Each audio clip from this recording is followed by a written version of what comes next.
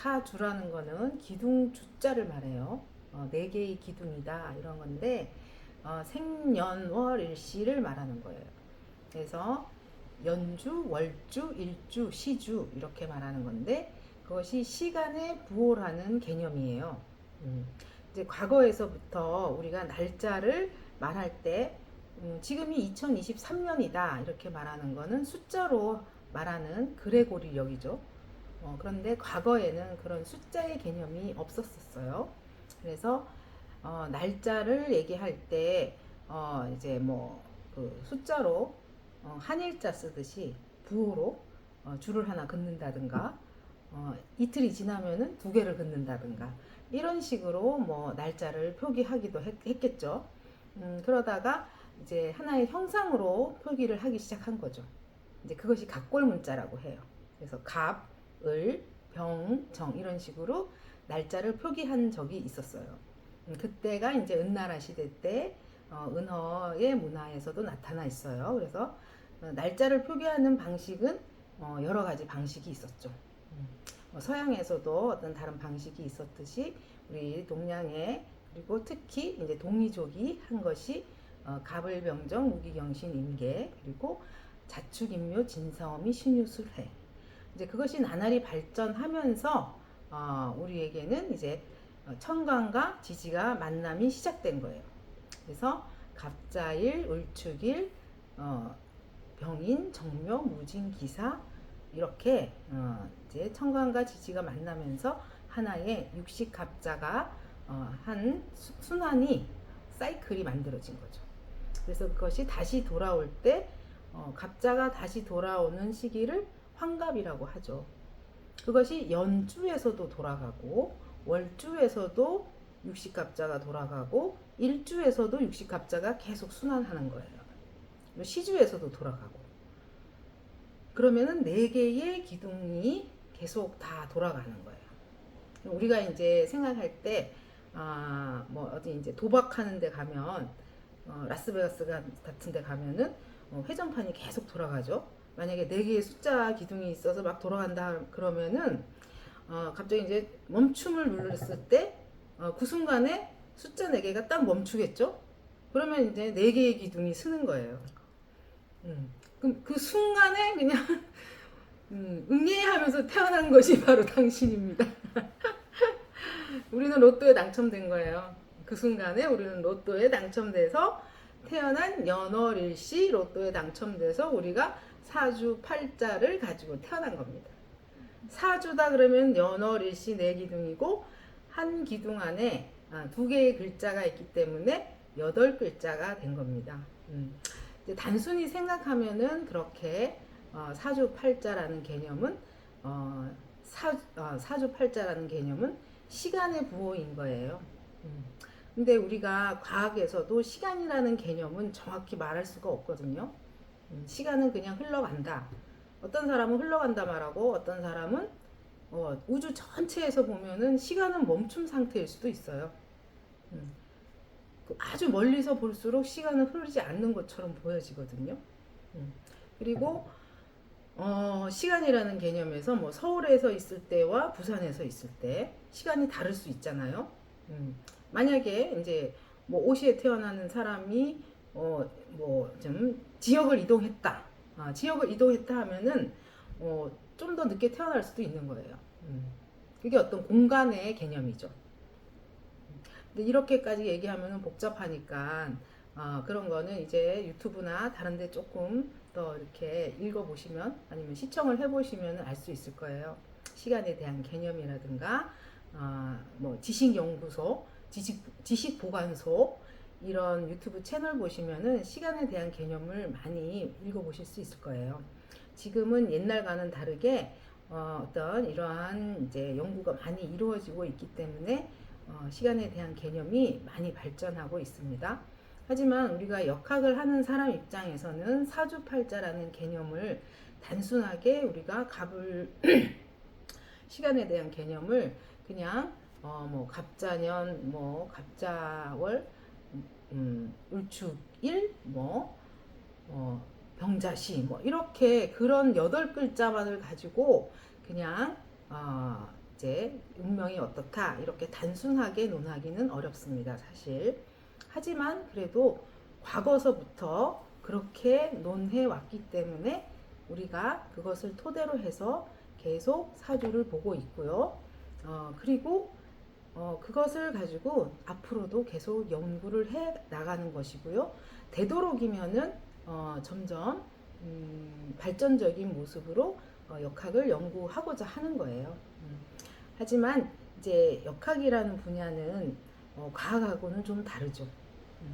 그리고 이제 지금은 약간 직관적인 타로점이라든가 그런 서양 심리학적인 부분과 매칭이 되기 때문에요. 더욱더 발전할 수 있을 것이라고 저는 보고 있어요.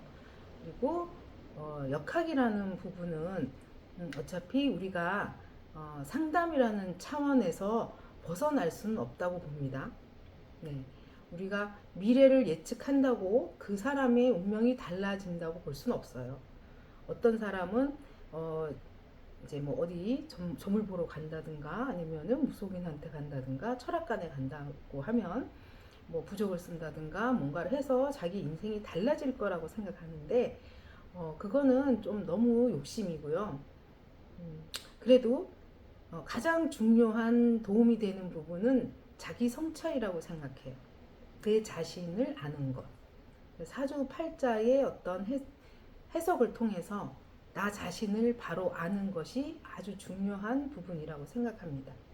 이것은 정신과 영역, 서양 심리학적인 영역을 뛰어넘을 수 있는 것이 우리 동양 역학의 어떤 성격 분석이라고 저는 보고 있어요.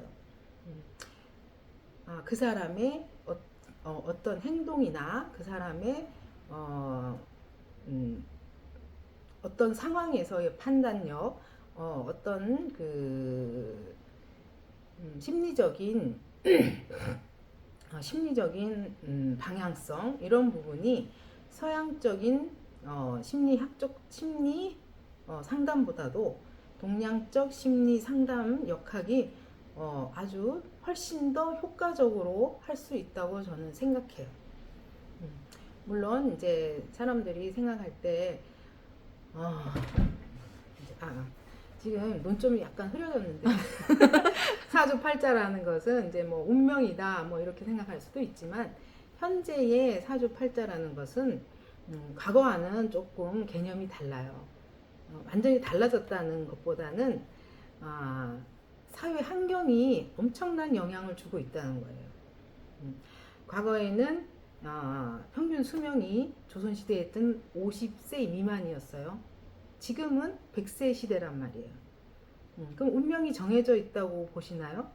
절대 아니에요. 기회라는 게 있다는 거예요.